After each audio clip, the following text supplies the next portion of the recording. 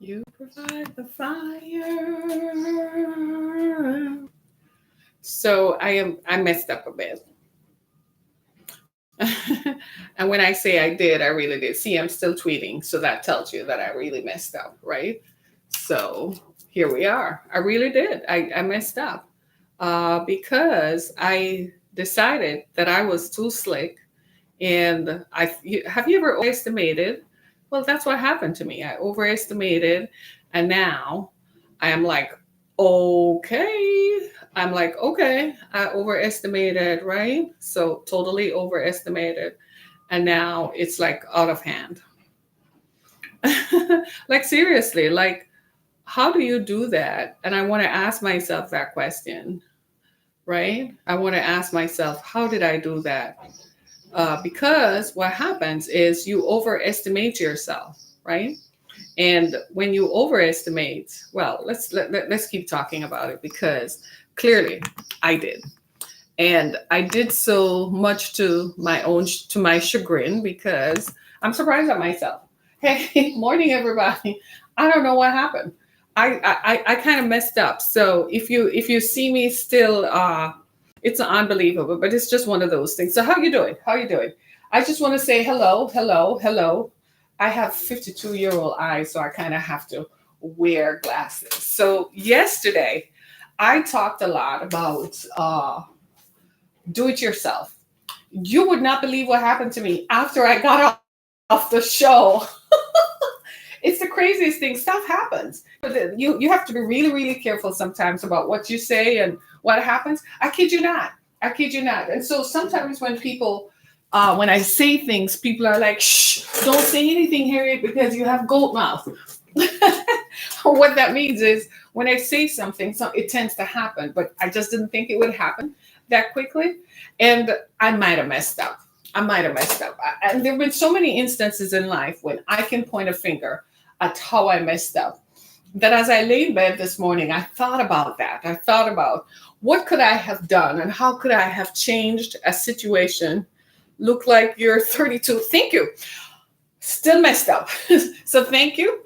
Somebody says I look like I'm 32, but I still messed up, right? So I just wanted to talk a little bit about it and just be utterly transparent and ask you the same question. What do you do after you mess up? Do you just sit there and wallow in it? Or do you just get up and keep it moving, right? We all have issues. I told you the story about my now 16-year-old. Well, good God, she's 16. Last year when I was talking about her, she was 15, right? Hey, Cordell. Hey, Goldmo. That's me all day, every day. Right? And I kid you not. So she's now 16. But when we moved to Detroit, she was 15 months old. And you know how it is. I was in a new city. I had to get a job. I had to go to work. So for the first time, I was going to work without having a live-in housekeeper. Cordell, you know how that works, right? So I had to take the 15-month-old to a babysitter. It was the most unbelievable thing I had ever experienced. I really couldn't understand how people went to work and left their children behind. I couldn't do it. I didn't understand it. So young. And so when I dropped her off, I was working and I was working long hours, right, to make it because now I was a single parent. I had two children to take care of. And she didn't see me often and she didn't like it. So by this time, she's like 17. She was about 18 months old. Can you believe her? She's now 18 months old, this baby. And I got home from work one evening after many promises of coming home early. And I got home and she waited until I got through the door. I kid you not. And she stood right there and she said, I said, oh, I'm sorry. I just got home, but I'm ready. I just need to change. And she said, we all have issues. And she walked away. I'll never forget that. So we all have issues. And in a lot of cases, I think the more transparent we are, the better it is, not just for me, but also for the persons whom we're in relationships with, whether those relationships are our parents or, our children, but especially I like to have you in my paper, the shop news. Okay, Gary, inbox me. Inbox me, Gary. I did inbox you. Inbox me, right? And what happens is that, and thank you for thinking of me. That's awesome. Thank you. I really appreciate that. Gary Hunter, shout out to you. We need to get together then because I'm working on something and I need you all to get with it. I need you all to help me. So I messed up. I mean, I have had so many instances in my life when I have messed up. But let me ask you this. This is something that happened to me recently. And I just wanted to ask you, have you ever felt like you missed someone? Like you said goodbye to someone? It might have been premature. And you wondered if should I have said goodbye or should I have held on? That's the conundrum that I have found myself in. When I was, you know my story, when I was getting divorced, I was married to a very abusive man, right? You know that story, right? We've talked about it endlessly and so on. And so saying goodbye to him was a no brainer. It wasn't like, is this the right thing to do? It was, I was faced with a choice of live or die. If you stay here, you're going to die. You will not live because he intended to kill me. Whether that was going to be physical was imminent because he threatened and he used weapons to enforce his threats, right? But so I never questioned the whether or not that was the right thing to do. I never questioned whether I messed up. One of the quirks in my personality, just like most of us as women, is why we try exceedingly hard with people, don't we? Before a woman walks out the door, she does everything to make sure she fixes it. She does everything. This is why you have to really, sometimes when you look at it, a woman who stays with a man, you really have to lift your hat to her. I can't understand why people go into people's relationships and break it up because you don't know what took place in there. You know what I'm saying? So here I am. So after all this, gone through all this, unpack all that negativity and all that stuff, and now finally find myself, I fell in love with someone. And I was like, if this is love, it sucks. I must have chosen the wrong person. I swear to God. I mean, he was arrogant. He was everything but love. For a minute there, it looked like there was a window when it looked like he would have been okay. And then all of a sudden, I think he just listened to his homies too much and listened to the people around him too much who had too much influence. And so it began to wear. But love is a thing, yeah? When you're beyond what you're doing, I think that's how God sees us. He sees beyond the rapist. He sees beyond the murder. That's why we can't understand why rapists and people who hurt children and hurt women and children are all over the place. You know why? Because, but now until you love someone. When it's the same way you love your children. Those, you love your children. They're maybe knuckleheads for a while. But guess what? At the end of the day, they're the most valuable thing you have. Well, this is what happened to me. So I fell in love and I couldn't understand it. I was like, for the first time in my adult life, for the first time, I felt like this was completely something I could not do anything with. I couldn't change the way I felt. It was obvious. And so I unpacked it. When it wasn't going anywhere, you know me, I'm going to take pen and paper. And I wrote out the pros and the cons. There were too many or cared. I would have worked with it. But he didn't. So I unpacked it. And when when I unpack something, you know what it is like, right? It's like cold turkey, done, walk away, nothing exists, you never existed. Well, life is funny. Love is a force. He came back. And I was like, let's see what's going to happen. And I really had to there and think for a minute. And I said, okay. And I gave him a chance. And he did the same thing all over again. I know you're all going to jump all over me now and say, whoa, that's the worst thing you could have done, Harriet. Yeah, I messed up. So I unpacked it again. Right? So I totally unpacked it again. And it's like, what do you do? And I find myself, maybe this was the conundrum. Yeah, maybe I had to experience what most women experience. You love someone who does not love you back, and you give them a chance, and maybe I had to do it in order to understand love. Dude, I don't think I needed to understand love. I thought it was just unfortunate. But it makes me see the vulnerability in myself and the vulnerability in all of us, because we have not as much control as we think we have. Here I am going my own way, doing me all day, every day. I thought I had me together. I thought I had some level of control over me. Is that right? Right? But instead, here comes this feeling that shook me. When I tell you it shook me, it made me think. I did things that I never thought in a million. I used to look at other people doing it and laughed. I guess it had to happen to me. So, person reached out to me, and I'm like, don't even. Sister, what do you want? I'm like, what do you want? Right? What do you want? And he's like, I'm saying hello. I said, hello. I said, why are we saying hello? I said, I don't need hellos from you. I get hellos from everybody. Why do I need hellos from you? I said, if we're not going to talk about something positive or something moving in a positive direction, you don't need to talk to me. So that's why I'm saying maybe I messed up, right? Because I unpacked it, and so it made me think. I said, maybe you unpacked this a little too quick, because I unpacked it right after my mother died, right? I felt like things were not going hadn't been going the way that it should have gone for a while. You see how I can talk about it now? I can talk about it now, and there's no emotion attached to it. And the funniest thing happened to me, y'all. After unpacking it this time, guess what? You know that feeling that I had where I felt like I couldn't breathe, or I felt helpless towards the emotion that I had with him? Guess what? Didn't have it this time. It was like nothing. And I said, finally, I'm over it. Finally. And I'm like, sucks to be him, but great to be me. I said, and I told him frankly, I said, you've known me for some time. I don't have time for foolishness. He's a businessman, so it's not like he necessarily has time. People make time for who they want and what they want. So when I tell you that don't BS me, I have been around just like you, been around some of the busiest people. And when people want to do something or be with someone, girl, they take the phone out and they find time in their schedule where they can schedule to be with someone.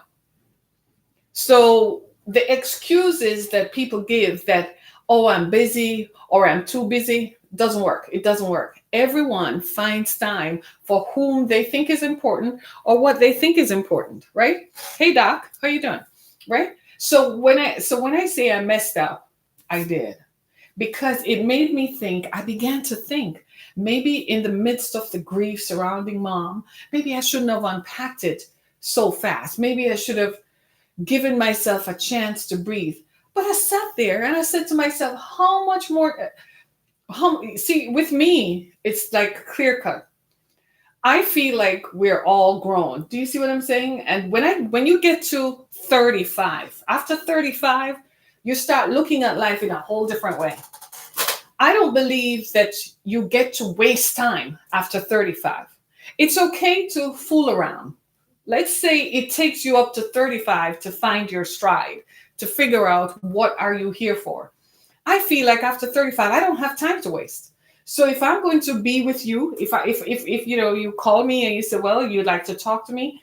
Okay, what are we going to talk about? Is perhaps the first thing I'm going to ask you. What is this about? How can I help you? Right? So that we don't waste time, right? And then we keep it moving, right? Because there are other things to do. So when it comes to intimacies and intimate relationships, I definitely don't have time. You know why? Why? I have learned that spending time with someone is what? You know it. You're giving off your energy. You're spending time. That man got my love, and he got some of the best parts of my love. I loved him. And after a while, I began to see that you're lying, you're posturing. You don't know love, because if you really knew love, you wouldn't treat someone who loves you like that. If you've ever been exposed to love, it's just like your children. Your children love you. Do you just scoff at it and push it away? No, because you recognize that it has value. You see what I'm saying? So it took me time to realize that I don't think he knows love, but that's his problem. It's me. This is not good enough for me. So I have to extricate myself. And I told myself it's going to be costly, but it's going to hurt if you stay there, because he's never going to have the capacity to value what you're doing for him and what you are giving him. So you have to unpack it. Isn't that the truth though? Haven't we all been there? Haven't we all spent time with people? One of the worst, can I just be honest with you? I love you all. Don't make the mistake I did. One of the worst things that can happen to you is to spend your time with someone who does not deserve it. Do not give them the best parts of you. Do not give them your love. I gave that. I didn't know what to do with myself. I felt so helpless at the force of love. And he did not know how to deal with it or what to do with it. And then when you walk away is when people are like, wait a minute, too late. What's that song? Too little, too late to try again with you. Too little, too late. Because during the process, when someone is giving love, that's the time to what? Nurture it. My father told me a story once. He said, love is like a garden. He said, every day when you get up, look at my father talking about love, y'all. If you knew my father's story, you would understand that this is so incongruous, right? You would understand. But Dad said that when you love someone, it's like a garden. Every day, you have to water it. You have to pour into it. If you love someone and they even for 1 second love you, water it and nurture it. This man never did that. And when I looked at him, I said to myself, this dude has issues, because I could see that not even his children love him. Is it because he's selfish or self-centered? Or maybe he just doesn't know how to deal with love.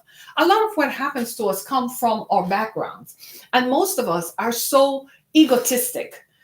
When I say egotistic, don't take that the wrong way. We're filled with our own sense of what we think is good and so on, that we don't, when we become adults, unpack the stuff that happened to us that might have influenced the decisions we make. In other words, we don't put the connections together, that what happened in your childhood influences what you become in your adult years. Therefore, you kind of have to pay some attention just to make sure that over here, you're okay. You see where I'm coming from? And most of us, especially my generation and so on, we look at it like, heck no. And then you walk into situations and relationships and you realize how much you have messed up. I was talking to someone after my show yesterday. My life is just amazing sometimes. And my daughter we had to go somewhere. My children kept saying, we're ready. And I'm like, they're like, how do you just talk to people? I said, people just tell me their stories all the time. And I just listened. And I heard the most incredible story from a man yesterday. And I was like, yeah, you need to unpack that. And he's like, huh? And I'm like, how old are you? 45. I'm like, yeah, it's time. Unpack it so you can move forward. Do you see? Because he didn't realize the connection between what happened in his childhood and how much that has influenced his thinking, so that the decisions he has made in his adulthood, he's sitting back and looking at himself and wondering, what happened? I said, when you turn 49, that's when you're going to do something about it. Because when you turn 45, we change. You know that. Nod your heads. Yep. We change. Our hormones change. Men and women. Yeah, you guys have hormones too. And they change. And guess what happened when they change? Hey, all about showing passion and nurturing. Love you, Sonia. Right? And so what happened was, I recognized that I had changed. And I was okay with loving him. Honestly, when it hit me, I was like, okay, so this is how it works. So this is how it feels. I was powerless. I was totally powerless. I couldn't do anything, no matter what he said. And I even tried to look through it and, you made excuses for the person's actions and their behavior. You try to say, well, they can't help it. That's all they are. But the truth of the matter is, people make choices about what they want to do. I make choices about what happened to me.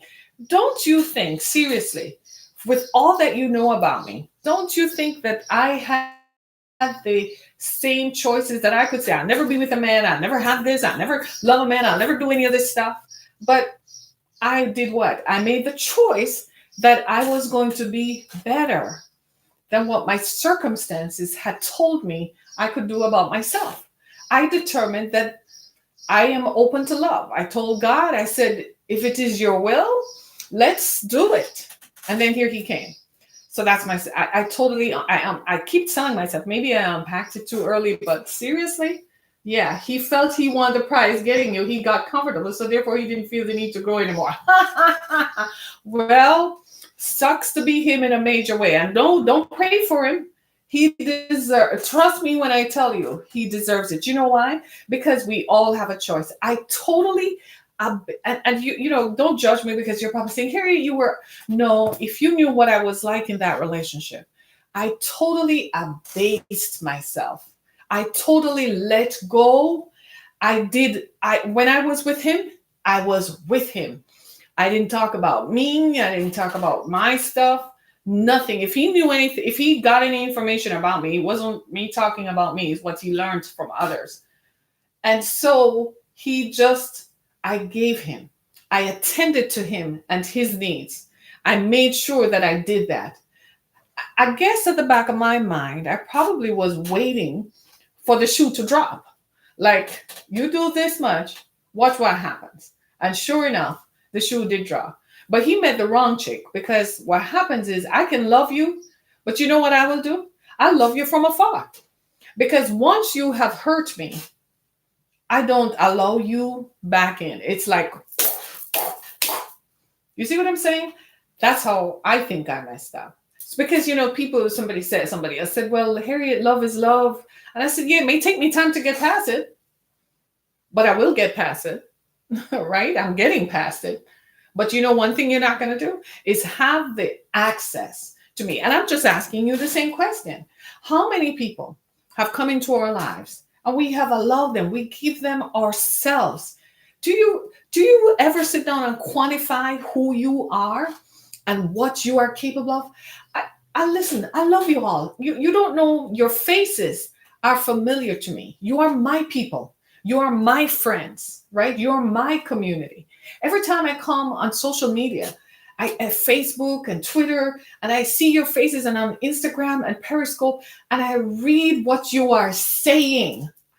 And I'm like, you have no idea. I am holding my hand over the phone. I'm praying for you. And I'm like, Lord, be it unto them. Lord, make it happen. Lord, they're trying their best. Do something. Prove to your people that you are still God and you're going to work it out for them all the time. Because you are doing your best. You're so awesome. I look at you all and you're living your lives and you're dressed well in an economy like this, where we all aren't making all the money that we want.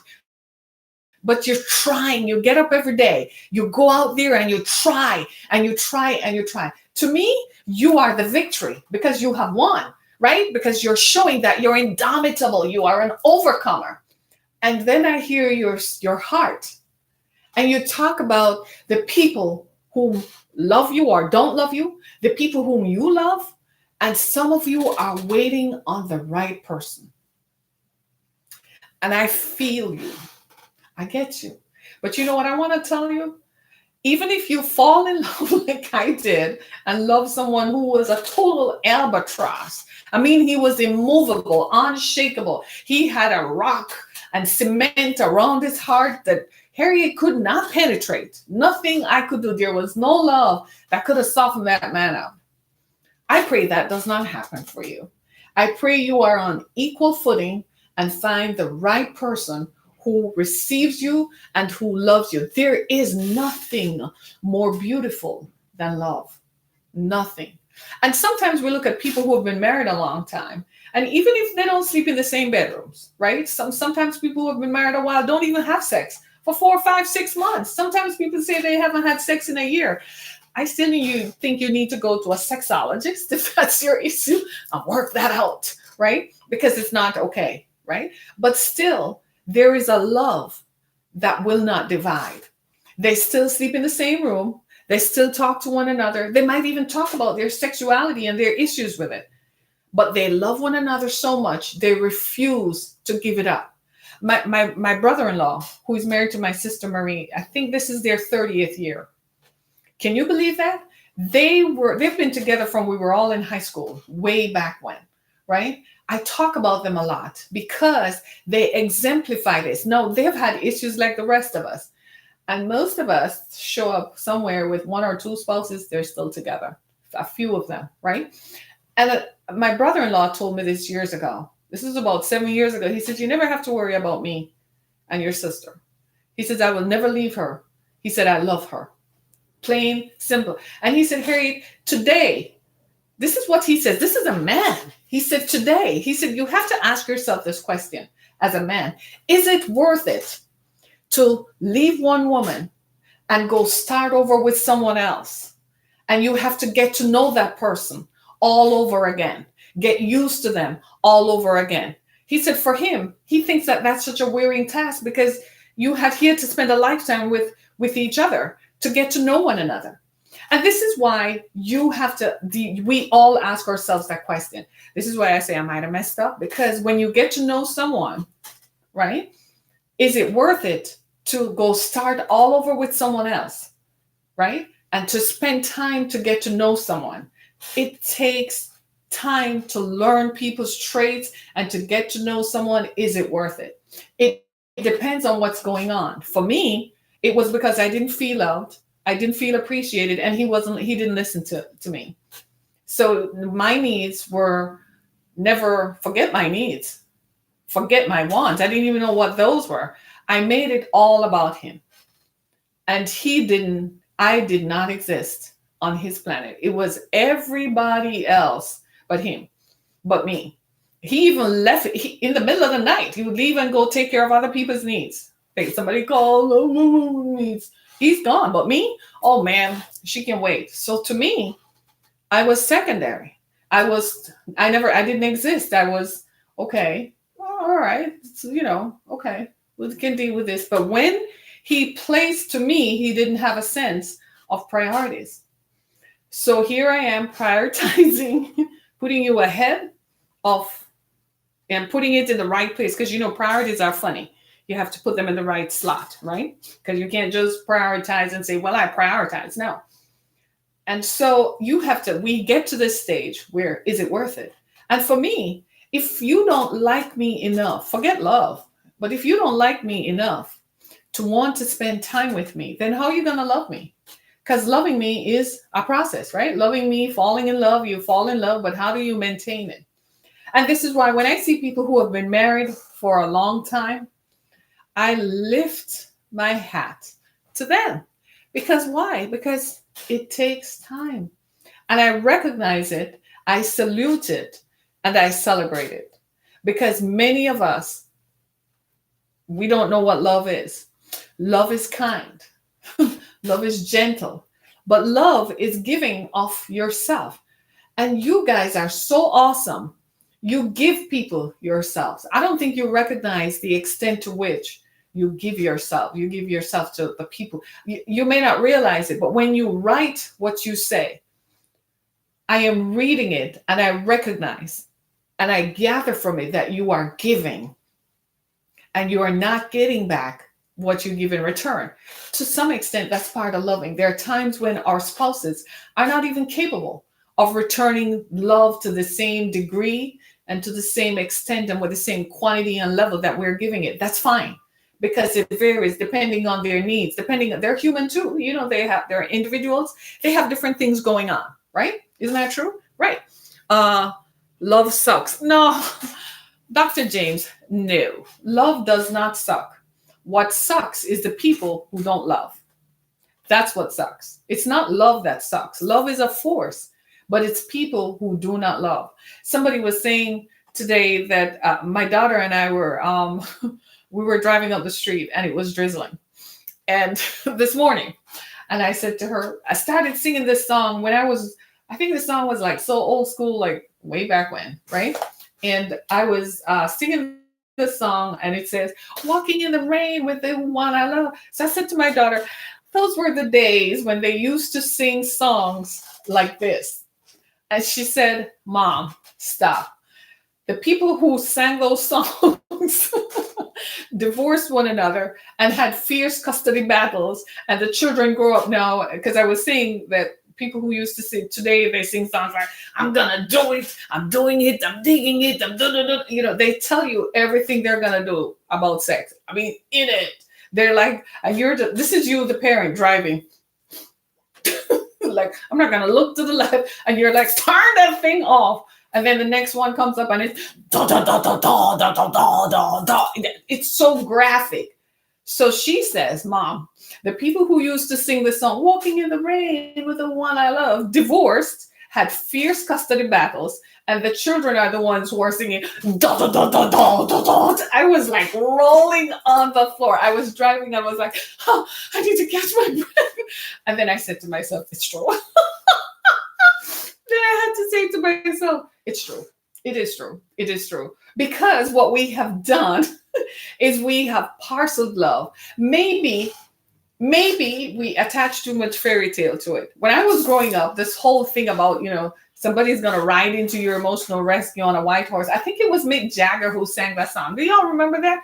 And I was a young, impressionable girl. I might have been about 11 or 12 or 15 when that song came out. I think I might have been like in 15. So, hormones and stuff, and you're a teenager. Oh my God. And here comes, anyway, male in white jeans. I'll never forget the night. It was on a program called Solid Gold on television, singing this song about riding into your emotional rescue on a white horse. And I was like, wow, that sounds so beautiful. Somebody's going to do that. Oh my God. Fell in love with the idea of falling in love, right? You lose yourself in love, right? And then I grew up. Then I found out that love hurts. My ex-husband said he loved me. I'm like, no, you don't. When you love someone, you don't hurt them. You know how I know? I have children. I love them. So guess what? I don't do anything intentionally to hurt them. That's the difference.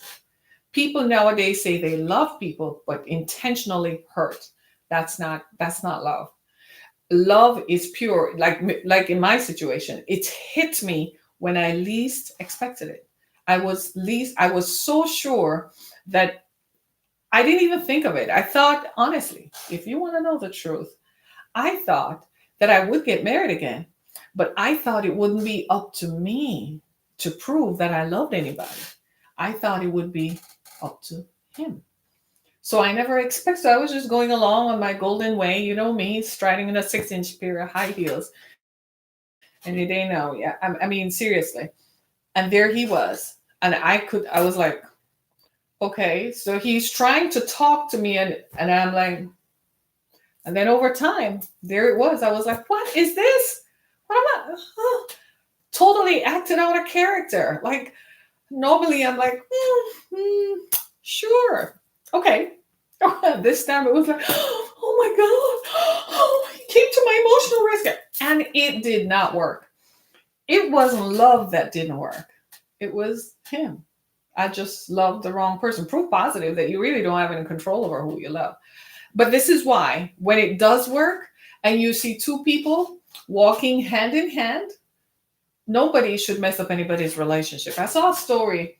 I don't think it happened here. It happened in Brooklyn, New York, where the ex-boyfriend, did you all see that? It was trending yesterday. The ex-boyfriend went and shot the current boyfriend and killed him, and shot the girlfriend, but he shot the girlfriend in her foot, but he killed the current boyfriend. And he tried to run away, but they caught him. Nobody needs to ask what happened. He just felt like, no, many of us, we're not going to go to that extreme. We take our hurts and we don't unpack it. We kind of just keep it. And then we become jaded when we meet people. Maybe that's what happened to me. I was like, okay, let this happen, right? You drop all the filters and everything else. Maybe I should have kept my filters on. Then I would have seen that 2.5 years later, this is where it was going to go, right? Am I in a good place now? Yeah, I can talk about it. I couldn't talk about it for a long, long time because the emotion of it, and I guess I didn't want to face the fact that it was really gone, that I had to walk away because it was not the best place for me to be. There is nowhere for you to be if someone doesn't love you, honor you, and appreciate you. If somebody tells you they love you, love is an action verb. There's a man named Jesus Christ. We've all read the stories about him. You talk about the man from Galilee a lot, right? That man said he loved the people. You know what he did? He walked in on a donkey. He walked miles and miles through mountains and across deserts. He didn't have a satellite phone, didn't have a Rolls Royce, didn't have a Bentley, didn't have nothing, to prove to people that he loved them. Love is an action verb. Love loves. There's a man named Jacob. He's dead now. But Jacob fell in love with a woman named Rachel. He worked almost 21 years with her father to prove that he loved her. In the meantime, his father pushed another sister on him. He ended up having children with the other sister, but his mind was still waiting on the true love, Rachel, right? So love is real. Love is an action verb. If someone tells you they love you, let them show you. They show you by how much they appreciate you. And if you're in a relationship and they're still not showing you, have a conversation. It's time for a come to Jesus moment. It's one thing to have an understanding. There are marriages where people have an understanding. The other person is more extroverted, more outgoing, yeah. And so the other you let them do them, and the other person just sits back. You know why they can sit back? Because they know when he's done with everybody else, or she's done with everybody else, she's coming back home to him. He can do that because he's sure that he has sown the seed of love in her. So wherever she goes, she can glow because she knows who loves her. I see this all the time. Women don't leave a good thing. If he's a good thing, she's not leaving him. You've seen husbands who cheat like it's going out of style, and the wife is still there. You know why? It's not, she overlooks the cheating, because when she tallies it all up, all the stuff that he is so good that the cheating matters less down here. In my story with this man, if he had, even though he cheated, if he had shown any love, it would have been, we would never have mattered. But what happened, the stuff that he didn't do was way up, and there was no love and there was no balance. He wasn't even trying to balance it. He was so arrogant, it didn't even make sense. So I had to sit back with a broken heart and say, wow, Harry Kim got broken hearted. And you're all you guys are looking at me like, oh, so you got a broken heart. I can fix you. Right? And you're like, I would have never done that to you. Friends, you don't choose who you love. You know, we've all seen in this day in America, when we talk about same-sex couples, right? And you hear, when you ask, you know anybody who is a same-sex couple? When you ask them what it is, you know what they tell me? And I never understood it. It was my first publicist who explained it to me. She said, you can't choose who you love. I laughed at her. Yes, I did. I snickered and I laughed, and I was like, sure. Really? And I was like, seriously, girl, you need to get it together. Until it happened to me. Then I realized that it's true. You can't choose who you love. You don't have any control over that emotion. But you know what you do have control of? When they start messing up and you have to tally it all up and there's no balance and the love they have for you does not outweigh the other stuff. So the love they have for you is here, and the stuff that is not going right is way up here. That's when you call it. But if they love you and the love they have is so great, they prove it over and over, but they still have a few issues. That's when you can deal with the rest. It's called forbearance. It's called patience. I never thought I would have the patience, but I sat there and waited for him to change. And honestly, he didn't. I think he didn't have the desire to. Maybe he didn't think he needed to. I don't know, whatever. I tried to find out, to no avail. He wanted what he wanted, and it didn't sound like, it wasn't what I needed. All of us need to be loved. There is a need for that. When you see people running around and they're running from one partner to the other, they're looking for love. It's really true. They're looking for that solidness. They're looking for that feeling that affirms them. If someone is with you and they're not showing any appreciation, chances are they haven't really seen who you are. You are so great in what you do. I don't care what you do. What you do doesn't matter. I don't care if you're the janitor. I don't care if you prune trees for a living. That is not what it is. It's how you make that person feel and what you do for them. I see it over and over again. If you've ever been around anybody who has been married longer than 10 years, 20 years, 30 years, and ask the question, just see if they start talking about their spouses and their faces light up. You'd be amazed what people can tell you about the richness of their love.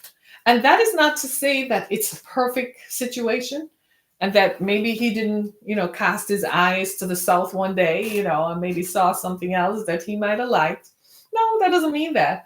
It just means that at the end of the day, he's going to say, that's the one that I love. Just like my brother-in-law said. He said, far be it from me. He said, who cares? He said, I love her. That's his fundamental. I love her. So my sister Marie has hit the jackpot, right? I pray for them. So I want you. I know many of you are married, and God bless you. I hear some of the stories you write. I pray that you're with the person who loves you. That's what matters. Because if they love you and they show it to you, guess what? It's going to move you. I don't know. Maybe, I don't know. It's now, I think he's feeling as if, well, he probably should have paid more attention. But then there was just so much trying to get his attention that he might have paid his attention to the wrong things. He didn't think that it was up to him, that there was work he had to do. And I felt like maybe that's you feel some level of responsibility, but you're an adult after all. You're not a child, and you are an experienced adult. You're not a young adult who's 25 or 30. You're beyond 35. So you know that there are some things that are expected of you, right? So it's up to you to choose. And when he didn't make the right choices, I'm like, so you really prefer being with other people and you really are still paying attention to some things in the past, then I'm not your future nor your present. So I need to get on with the business of my life. And I hope you find yours. And I was like, I pray for you. I hope you find what you're looking for, because it clearly was not me. That's how I messed up. Now, there have been trillions of things that I have messed up at. I messed up at a whole lot of stuff. I mean, I've taken chances in business. I've taken risks in business. They call me an entrepreneur. A friend of mine says that one thing about me is that I put my money where my mouth is. She says, if Harriet says she's going to do something, I do it. So if I say that's something I need to go investigate, I do it. And I guess that's probably the character trait that sometimes I don't like about myself, because that's how I felt about him, right? I felt like I loved him. So if I'm going to do it, I do it excellently. And I did it with excellence. But sometimes it's the luck of the draw. Yeah. Just wasn't the thing to do. I felt like it wasn't the right person. After a while, I felt like maybe I messed up. Maybe it wasn't the right person. So what about you? What do you do if after you've spent some time with someone and you have given them your everything? Do you know how awesome you are? This is why I say when you're going through stuff and the worst moments of your life, you need to take pen and paper, get a notebook, and start writing about you and write how you feel. When you go back and read it, it's therapeutic, yes, but it's also terribly affirming. It affirms you. One of the things that happens to me is that people like to take pot shot at me. Yeah, people love doing that, especially family members, right? They feel like there's some family members, not all, because there are some family members who are totally Team Harriet all day.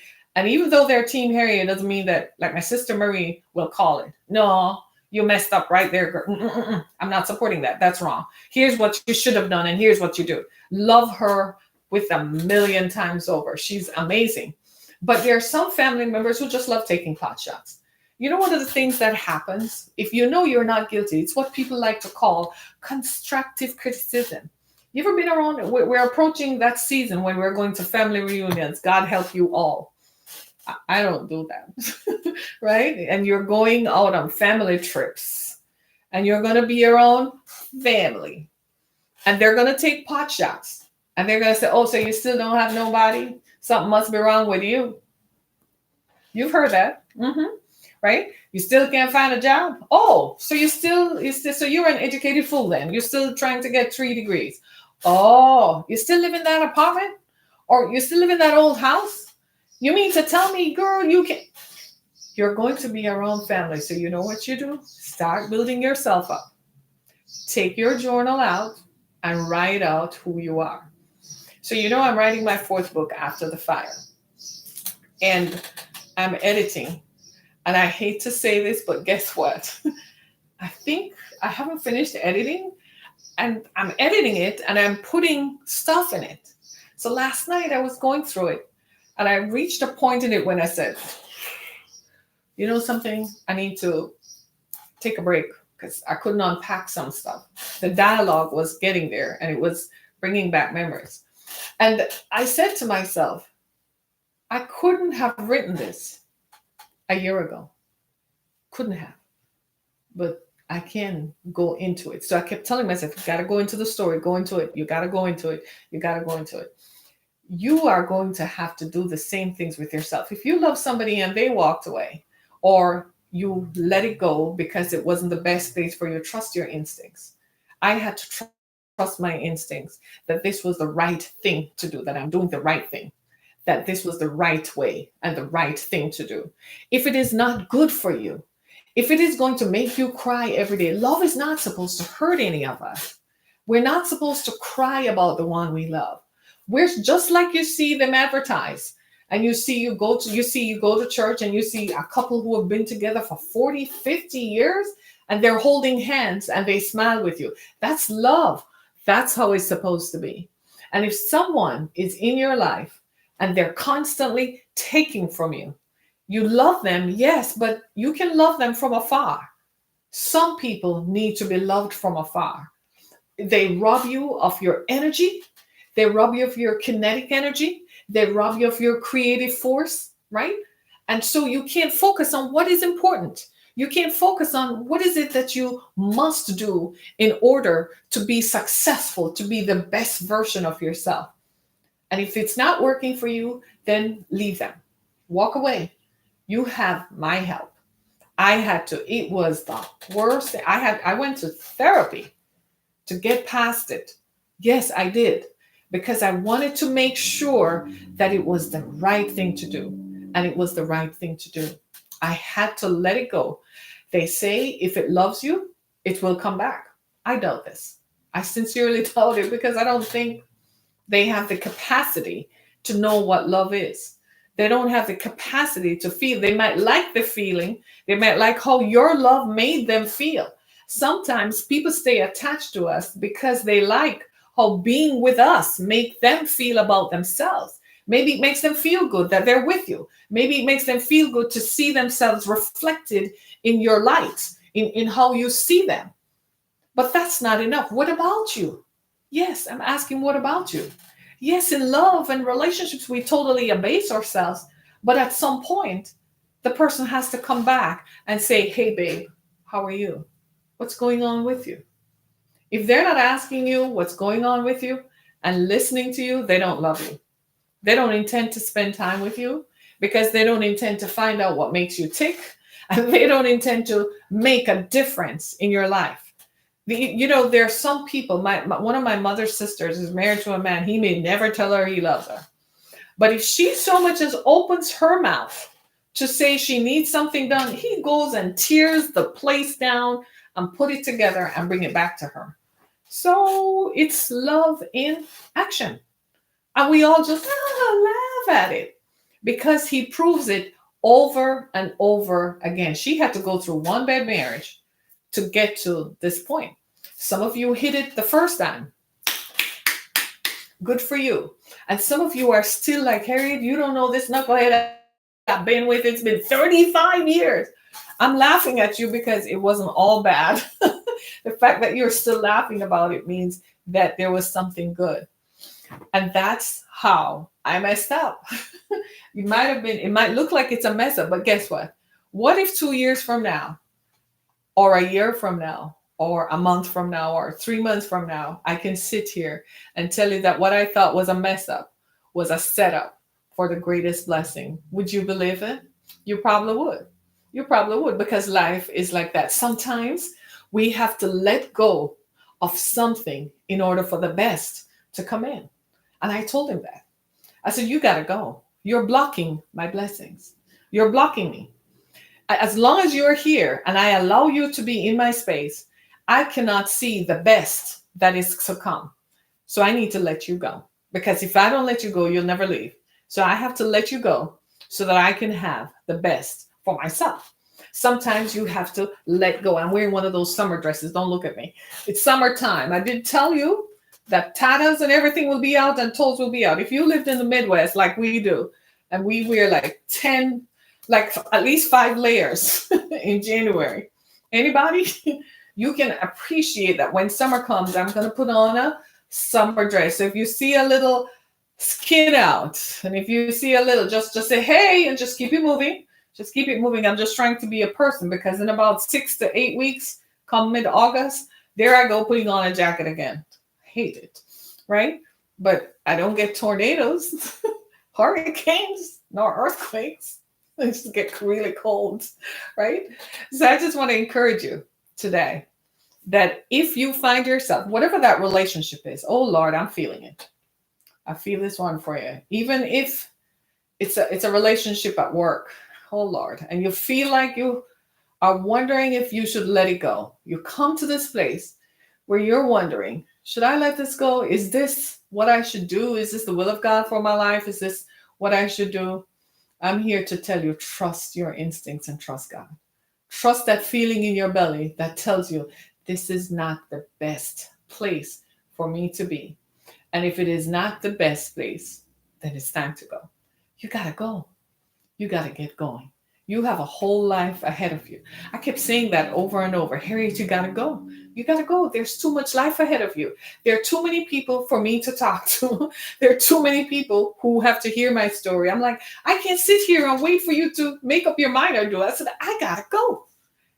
I got to go. You have to go. There are too many people waiting on you. You're a blessing to someone else. You're an answer to someone's prayer. Somebody somewhere is praying that you will enter their life. Somebody, the very things that they absconded about you, that they didn't like about you. Somebody else is saying, I wish, oh Lord, that you would send me somebody who would love me in spite of myself, somebody who's going to put up with all my foolishness. The very things that someone else ignores about you are the things that somebody else is praying for that you have. So give yourself a chance and let go of the bad so the good can come in. Come on, cleanse yourself. And when you do let go of it, here's what you have to do. This is going to be the most painful part. You know why? You don't even have to text them. You don't have to call them. You can text them and tell them how you feel, but block it right after. Because the minute you send out a text that says, I don't want to see you anymore, they think it's a challenge and they're going to come use their charisma or whatever to get over you, right? But what you must do is let go, right? You need to let it go. You rescind that soul tie.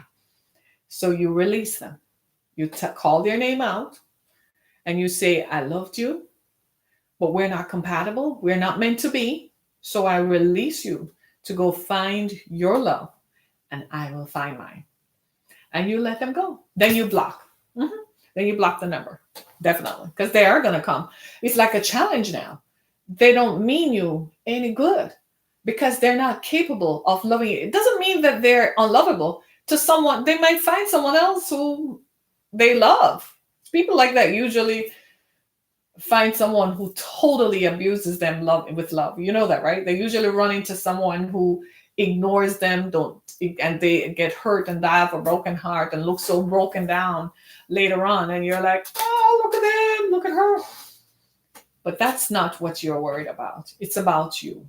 If someone does not, I don't know who this is for. If someone does not love you, they keep telling you they love you, but they don't appreciate you.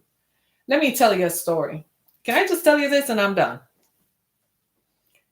If somebody does not appreciate all that you are, if they don't show any respect or appreciation for who you are and what you are, let them go. If they think that in order, what they're telling you, what their actions is telling you is this, that you're not important enough and I am more important than you. That's an egotistic person. And someone like that is going to hurt you inevitably because they don't understand how to separate their ego, and that in love, there is no ego. Trust me, I've been there. That's what happened with me this time. This is the first time in my life that I loved someone and nothing came back. I didn't even know it. I didn't know what to do with it. But what I could not wrap my head around was the fact that this person had no respect or appreciation for me, the person. In other words, what I'm saying is you work, you're a janitor, you're a president, CEO, you're a business owner, whatever you are, that's who you are. That makes up who you are. The skills that you come with, the life skills you have learned over time, the problem solving skills, the skills and the ability to get up and motivate yourself and get your team and your family going, right? Those are skills, right? You come with how to put yourself together. You've lived some. You know how to make things work. If someone does not show appreciation for that, you let them go. They never, you don't want them to, they're going to come back and tell you they're sorry. Know that. But it will be too late. But you can't let them stand in front of you, because all you'll be focused on is the fact that you do not love me and you never will, and I can't do this. You don't need that. They need to go so that you can say, okay, here I am. Here are some things about me. And you're not going to be single either. It's not going to be for long. Trust me. It's less than a month. Less than a month, less than a year, less than a month. For somebody, it's less than a month, it's less than a year. Trust me, you're not going to be single for long. He's looking at you and he's saying, that's the answer to everything that I want. Do you realize that? You're the answer to someone's problem. You're the answer to someone's issue. There's somebody's life hanging in the balance right now who needs you to come and speak to them. There's somebody who needs your energy every morning while you're in bed. You speak life into them. You pray for them. Yeah, I did that. You pray for them. You hover over them. Men are human beings. They go out and they're tough every day, but they want to be vulnerable. They're vulnerable to someone. And he was vulnerable to me. And I loved him. And some days he would say, that's why I need you. You have to come. He would come back. You put them together. There's somebody for whom they're listening to you and they're like, you are perfect for me. They're watching you. Let go of the bad so the good can come in, and walk it out and trust the process. When it comes out, you're going to smile. You're going to look so, girl, you're going to look so different. Dude, you're going to look so different. The rest of us are just going to say, look at love. And look. Have you ever seen someone in love? Have you ever seen a woman who knows she's loved? There's a friend of mine. I can't call out her name. She's on Facebook, right? They've been married for about 12, 15 years now, probably closer to 15. They have one child. You ever seen her face? Her face is lit up when he's around. As for him, he just says, my wife is the most beautiful. This is him all day. He says, my wife is just, he calls her the beautiful, her last name, her first name, right? And he is just so there. When you look at her, I don't have to ask if he takes care of her. I don't have to ask if he tells her he loves her or he shows her. I don't have to ask. In their house, you know exactly how it is. I just need to look at her face. She wants to stay married because that's a good place for her to be, right? Because he loves her. You see what I'm saying? So for you, trust me on this. Don't cry. It's going to be okay. Because I know what is in front of you looks like that's all there ever will be. And ladies and gentlemen, don't we do that? All of us? We make decisions. Less than a year. Okay? Right? It's coming back to you. It's coming to you. Right?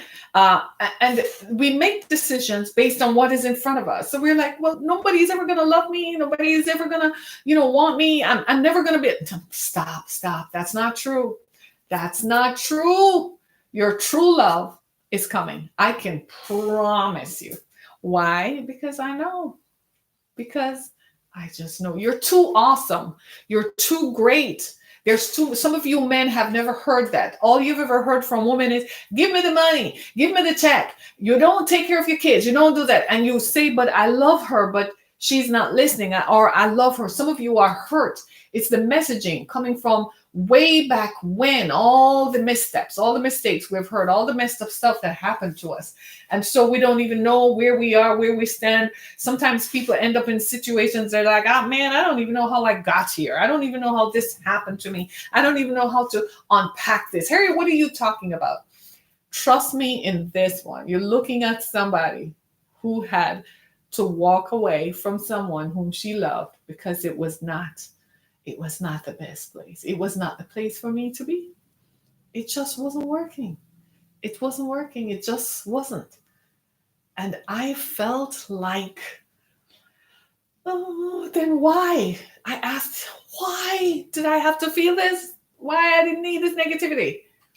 Sometimes, in order for you to know what's good, you have to know what's bad. How am I going to know what's good if I haven't experienced the bad? Right? And that's what this was all about. So chin up, smile, and love you. Because the more you love yourself is the more attractive you are to everyone else. Because they will want to know, what is it about her? What is it about him?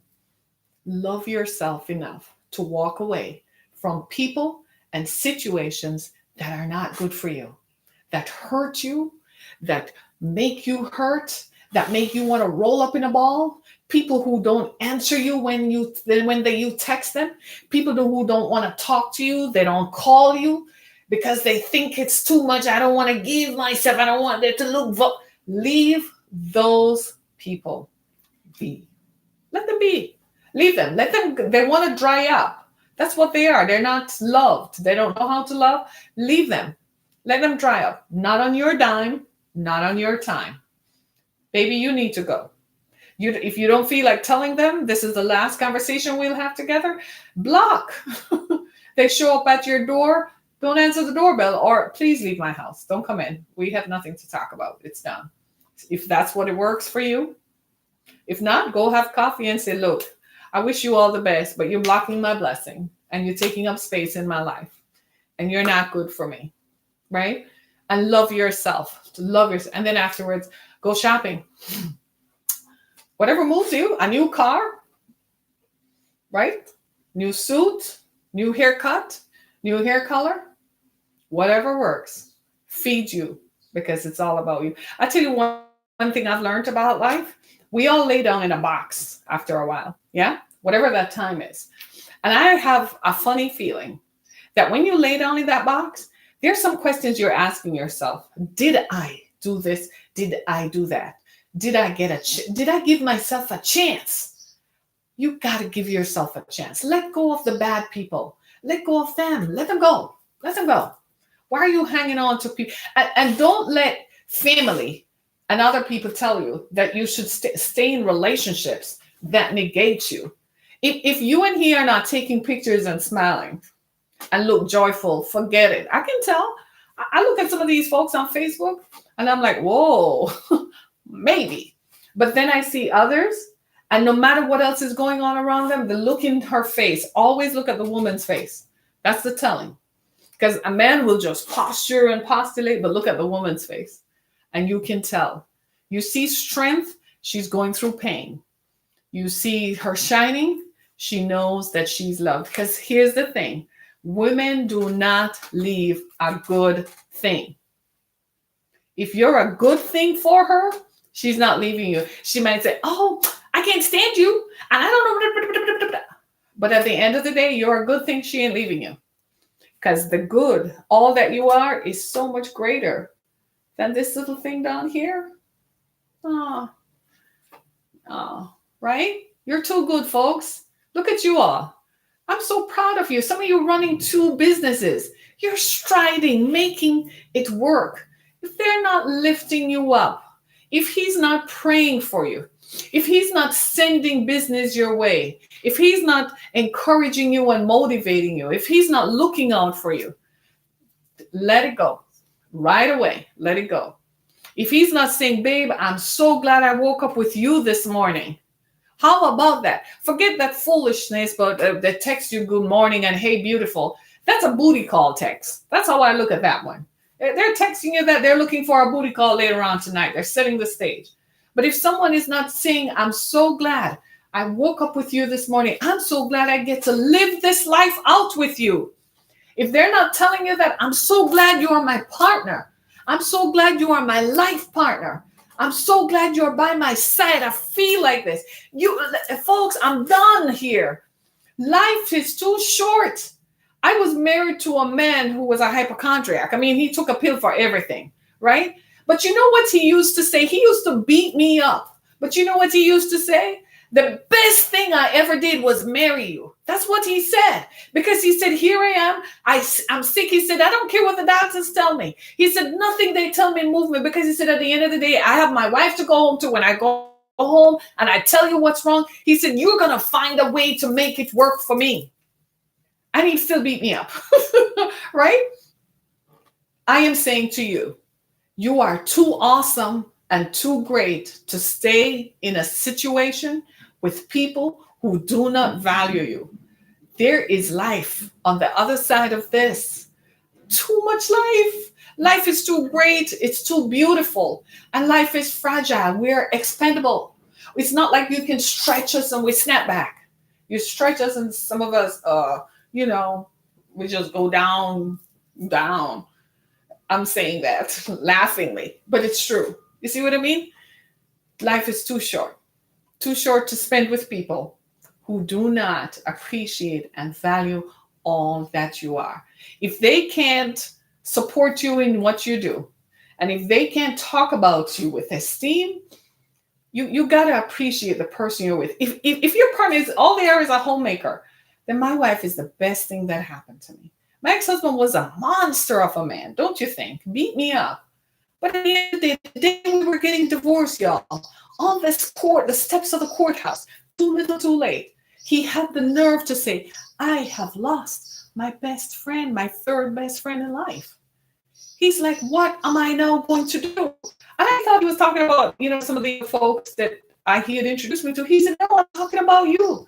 He said, for the first time, I'm facing that I'm going to go home and you're never going to be there.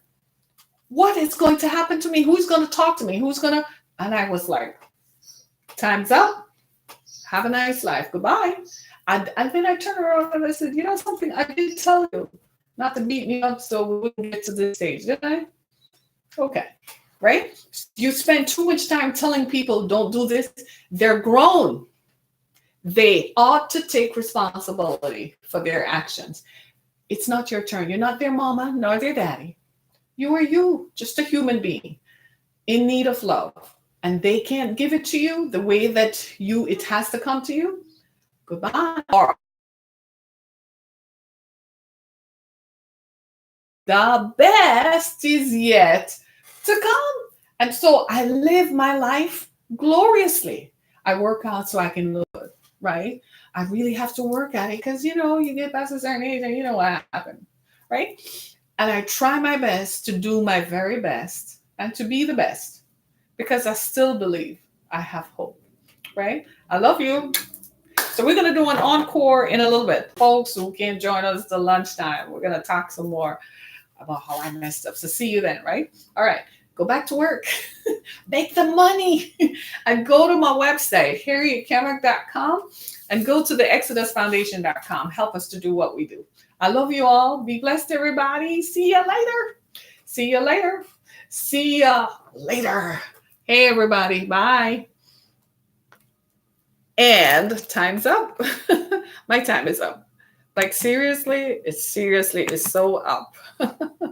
But I love you all. It was great being here. And for whatever reason, this camera won't go off. So I guess when it's ready, it will go. Bye for now.